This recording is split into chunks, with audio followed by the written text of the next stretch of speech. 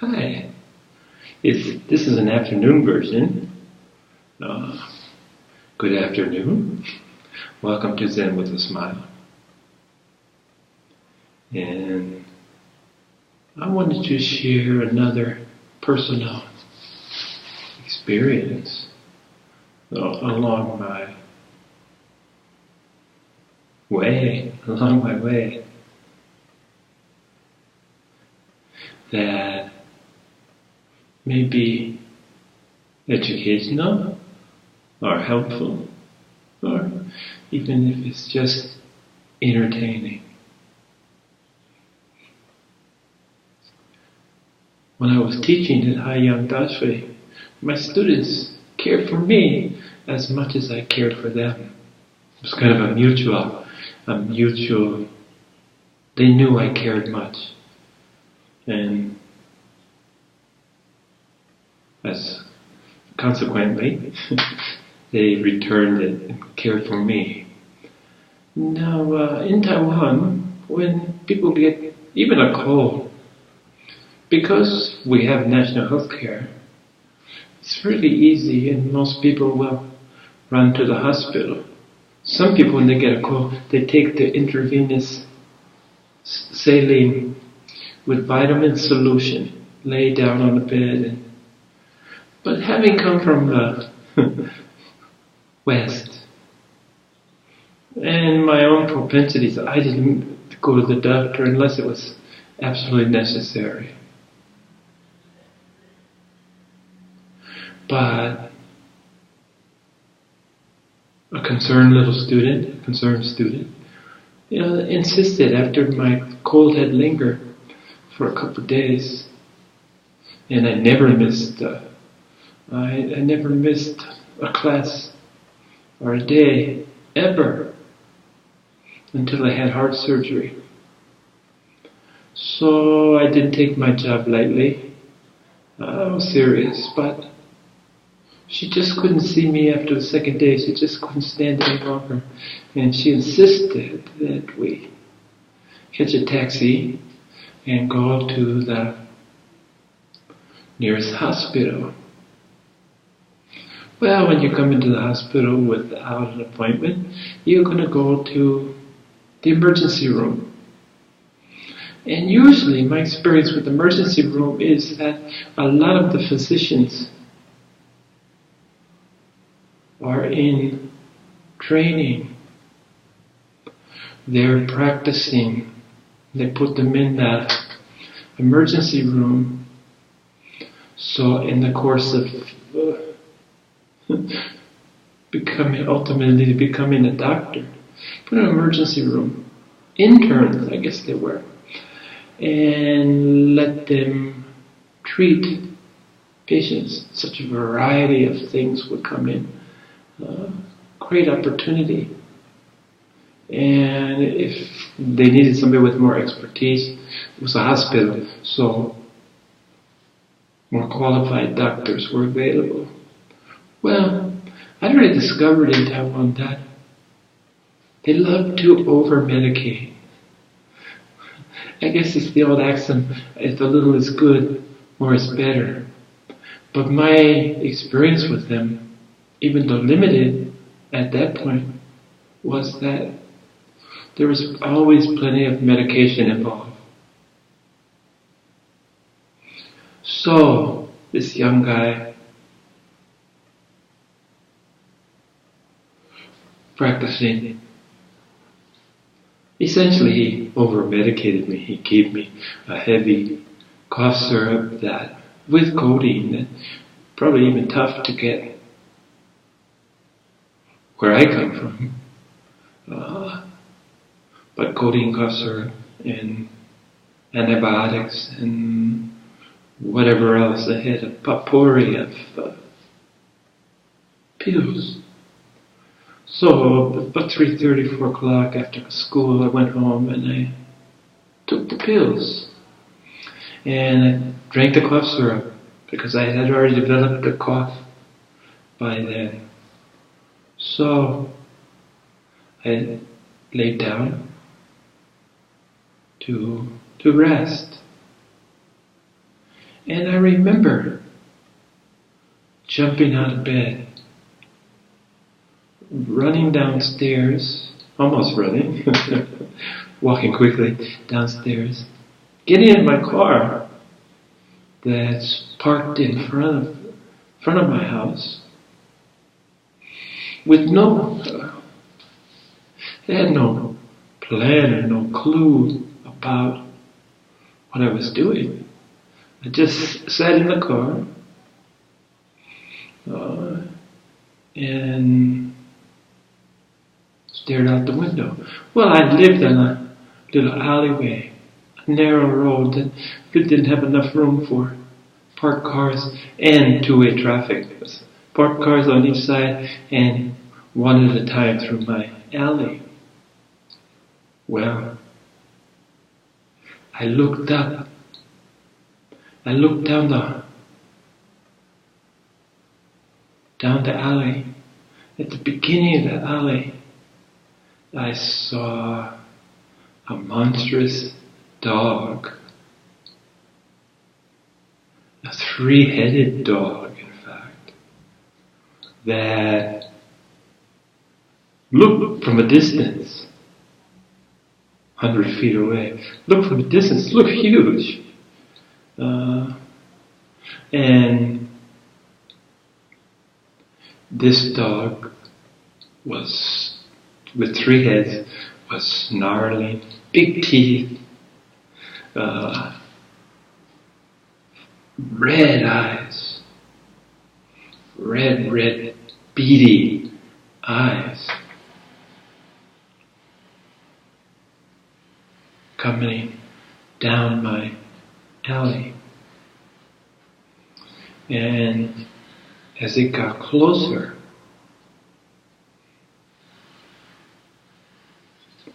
I jumped out of the car and proceeded to do battle with this large dog. I remember clearly fighting and wrestling and twisting and trying to avoid being bitten by any one of his three mouths.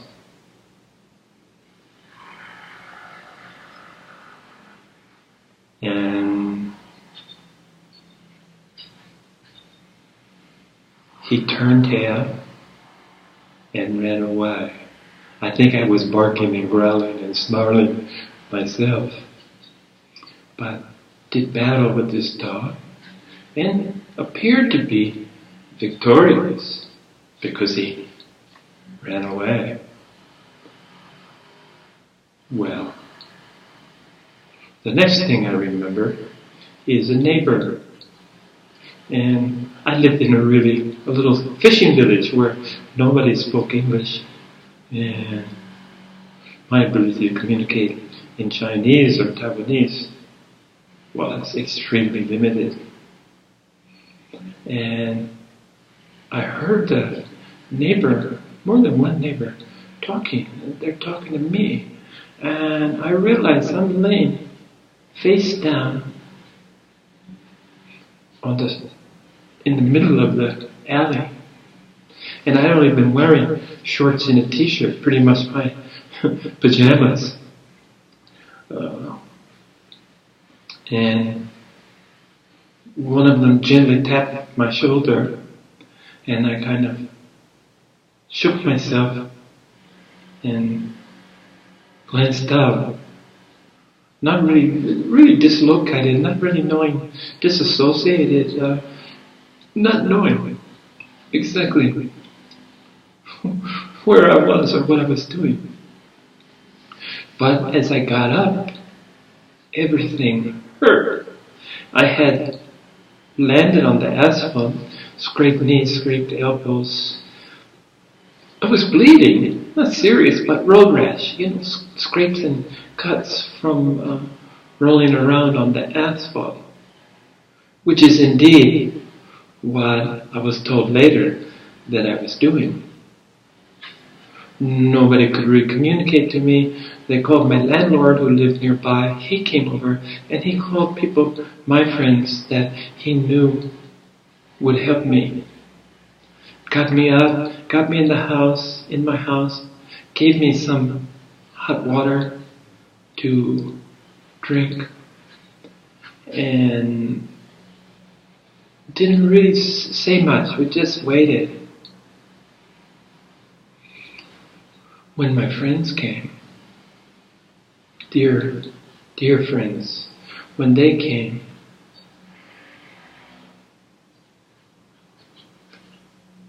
well, they asked me what was going on.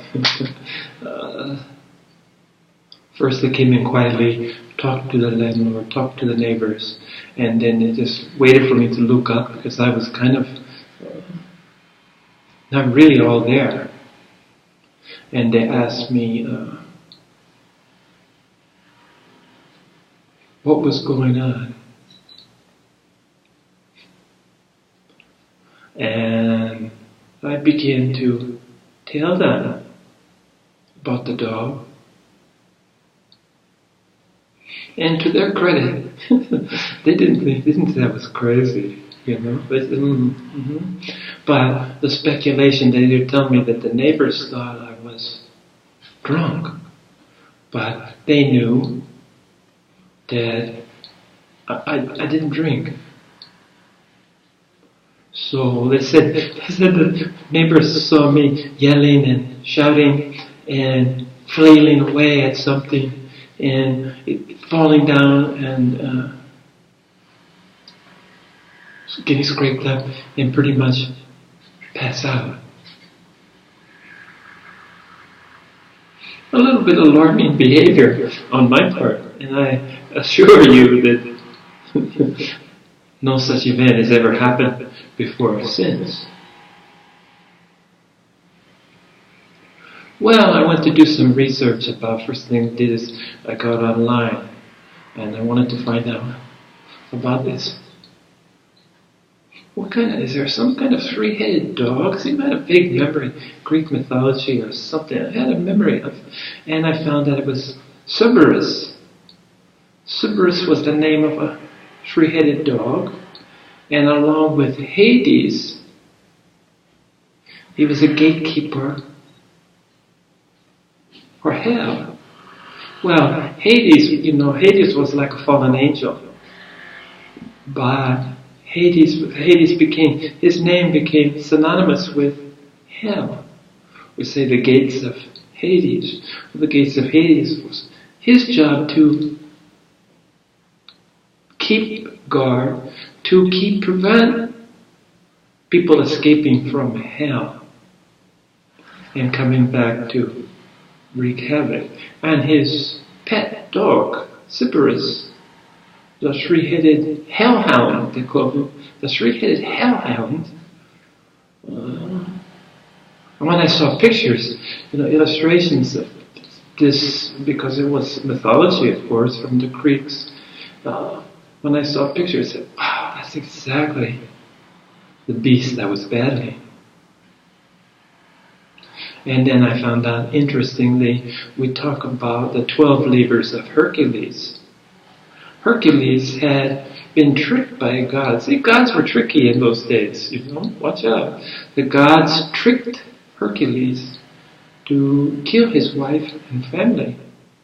Pretty gruesome trick, right? Trick or treat.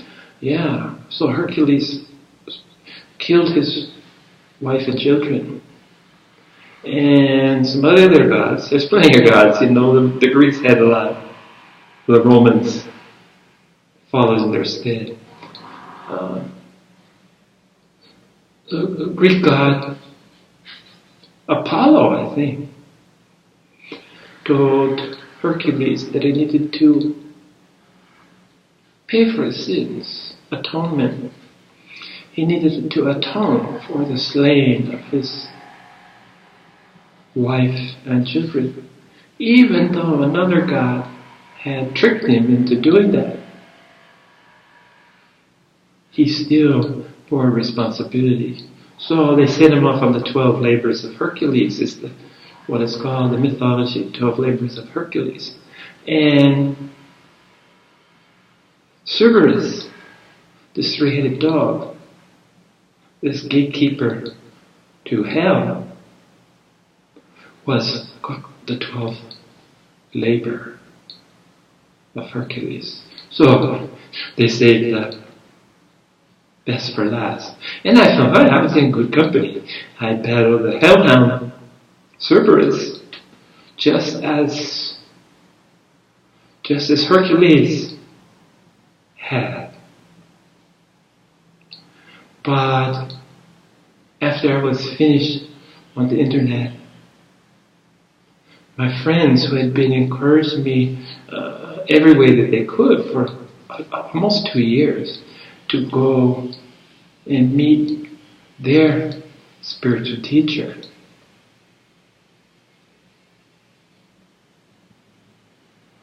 They said to me, "Isn't it about time?" And I had my head holding my head, trying to get my head wrapped around how real what I had just, more real than any hallucination that I could imagine. Trying to get my head around it. And I said, yes, it's about time. So, this is what it took. This is what it took. This experience, this is what it took for me to go and meet. First step of surrender, go and meet their teacher, or go and find more about the teacher. I had no hopes of really meeting him because he was the leader of quite a large group of people. So my chance to meet him was very limited, but I could probably go and listen or hear him. Might help.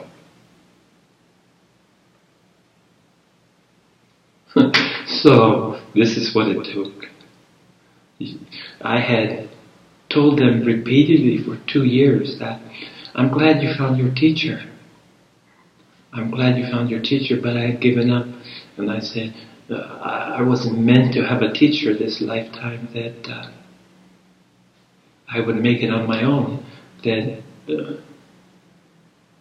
as I was over 60 at that time, a couple of years over 60, 3, almost 4. And I had never surrendered to a teacher before, at least a living teacher. I had taken Paramahamsa Yogananda as my teacher, but he had already passed on by several years by the time we chose each other, because I think that's what happens. We chose each other to work together. So, it took this experience that I had no framework, and I had no grounds for understanding this. So I went to some introductory. They have a series of classes that you have to sit, and they show you the mudras, the proper hand gestures, and how to formally sit and sit their style, and what was involved. And I went twice. Well, now, recently, the last several years, this was 7 years ago. Since then, they have a protocol, they have a system. You go to this, and then you're able to go to a group meditation where the teacher would be. By the time I came in, they had nothing really in place, and especially for non-Chinese speaking, non-Chinese. to how appropriately, how to ascertain, how to decide when this person was eligible to go to a group meditation. And I wasn't very patient, I went to two of those sessions and kind of repeated. Basically, it was just pretty much a waste of time. I thought at least I'd get to sit and do some meditation, but it was 5 or 10 minutes of meditation and then an hour and even 2 hours of blah, blah, blah, blah, blah, all in Chinese, mind you. Now, I probably wouldn't have much patience for too much blah, blah, blah in English, but in Chinese, no patience at all. So, I finally was exasperated. I just threw my hands up and said, what? To my long-suffering friends. I said to them, I threw up my hands and I said, why are they hiding this guy? Why can't I at least see him and I will know from the back of the room, put me as far away as you want, I will know from the back of the room whether or not this person, this man, is my teacher or not. I will recognize, I will feel it. Well, they know that I've been sitting and meditating and studying for as long as they know me, which at that time was 10, 12, 13 years. And they knew that previously that I'd spent many years. In fact, to encourage me at one point to come to his lessons, to come to his teachings, come to listen to him share the Dharma. I said, we found your teacher for you. They used every technique that they could, but nothing really worked until Cerberus, the shriek-headed hellhound, in my battle. So, exasperated, threw my hands up. When do I get to see this guy? So they went to talk to somebody. The group was very well organized, and I had people that were assigned different tasks. And so there was a kind of a protocol that way of who would approach to find out. So a female they invited me after the second group sharing. The group talked 10 minutes of meditation, 2 hours of blah blah talking. There was scheduled to be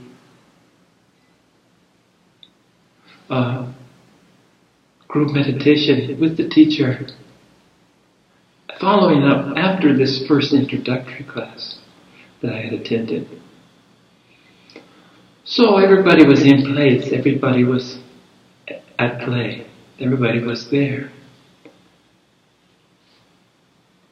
So they invited me, my friends came up and said, hey, after the first one ended and they'd talked to somebody, one of the teachers will meet with you and talk to you.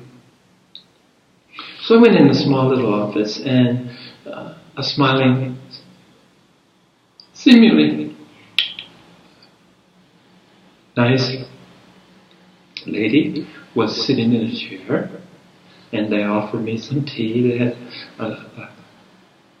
somebody that served tea, and there was 2 or 3 people. Somebody would act as a interpreter, and other people just to be there. I don't know. I would find out more about them later. But there was 3 or 4 people in the room besides the teacher, and I was having tea, and they asked a little bit about my background, and I told them a little bit, and they asked me, what is Zen? This is a question, what is Zen? And without hesitation, the words just came out, and I just said, it's the quickest way home. Well, when my words were translated to her, she jumped up and left the room. And before I knew it, the teacher, my teacher, came into the room and took the seat where she had been. So here's the man who I had little chance of even seeing from a distance. Now I'm in a small room with him. And he asked me if I had any questions. And the answer was immediate. No, I don't have any questions. Because in an earlier episode, earlier chapter, I talked how I became the man with no questions. 5-6 years earlier, I probably would have had lots of questions. And one opportunity, one-on-one, to ask any kind of question, spiritual question, from somebody that immediately knew what he was talking about. But no questions. Then he got up and gave me a little blessing, and I left the room. Well, as soon as I got out the door, somebody came up, running up with a t-shirt. And this group wears a colored shirt. Everybody who comes to the meditation has the same shirt, same color, same everything, same little logo, everything. They handed me a shirt and said, "Welcome to my first group meditation." And by now I'm kind of overwhelmed, I went from kind of throwing a little, not a temper tantrum, but saying, "Oh my goodness," and there he is, face to face. Now I'm included in the group meditation. But it didn't stop there. They brought me to front row center to sit as close to the teacher as anybody was. Directly, he sat up on the stage and looked down on us. And now there was 2,000 to 3,000 people. At least 2,000 at that time. 2,000 people in this group. And here was I, front row center, with my brand new t-shirt that I hurriedly pulled on because the whole thing was rushed. The whole thing because he believes in punctuality. And we had a fantastic meditation. And I knew that immediately, by the time I sat down, from the first meeting, such a close contact, I knew that I finally found my teacher. And by him giving me VIP treatment, getting me a shirt, putting me in the front row, smiling on me, I knew that he had chosen me too.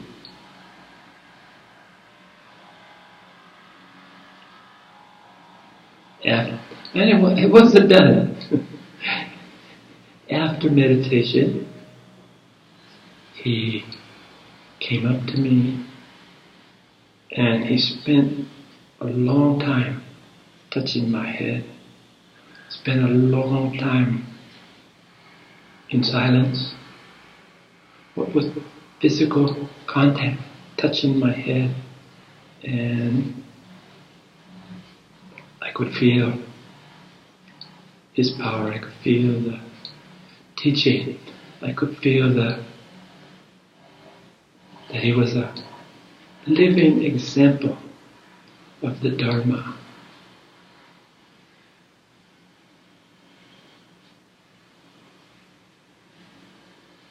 So, it was a pretty eventful day.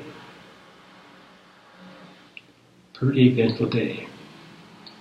And it began the process. Only after I'd been in the group for a while did I realize the import, the unique opportunity that I had, because even though I was blessed with a few more times in His presence, it was really rare. And He had a lot of people to look after, a lot of people to shepherd, a lot of people to guide. So I felt uniquely blessed to have this blessing, to have this grace, to have this opportunity. And from there, things proceeded pretty rapidly. I was already, I tasted non-abiding awakening that I said, remember, as a stress over a 30-year period. But I still had some obstacles that I didn't know were coming. Only 6 months later, I was in the hospital with open heart surgery. And at the time, I had been told I'd need that eventually, but I really didn't have a timetable. This was February when I had a chance to meet Him, and in June, I was under the knife the same year. So, I got to take a look at what happened to me with Cerberus, the three-headed hellhound. I came to understand that this was a stage, one of a series of events that would lead to my abiding awakening. This was the series, this was the event of facing my fears. And you have an opportunity when you face your fears, letting go of the ego, letting go of everything that you thought was real. You have an opportunity, well, I had the opportunity and I fought back. That was the significance of this event. And when I would have some other events, some other occurrences, all equally as well real, in the sense that anything can be real, but in the sense that I experienced this with all my senses. But the key point was, when I faced the fears, I fought back. This experience was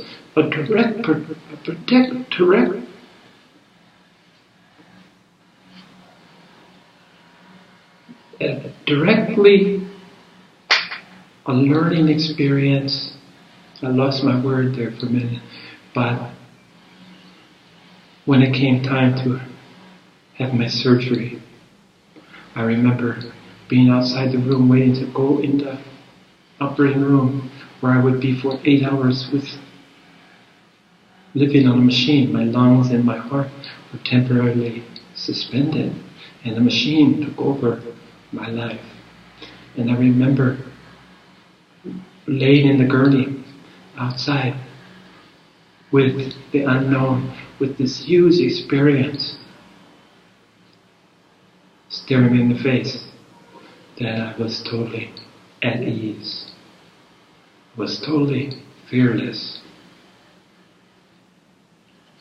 If I could fight Serbius with a three-headed hellhound, what's a little open-heart surgery between friends?